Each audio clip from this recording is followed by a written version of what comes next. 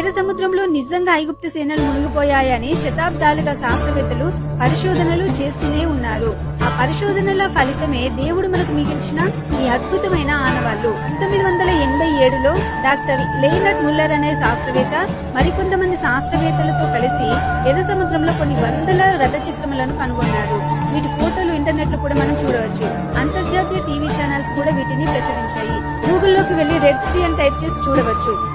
Egypt ప్రభుత్వం వారు సముద్రంలో నుండి ఏ వస్తువును బయటకు తీసుకుని రావద్దని నిబంధనలు అమలు చేస్తున్నారు కనుక వాటిని బయటకు తీసుకుని రావడం సాధ్యపడడం లేదు.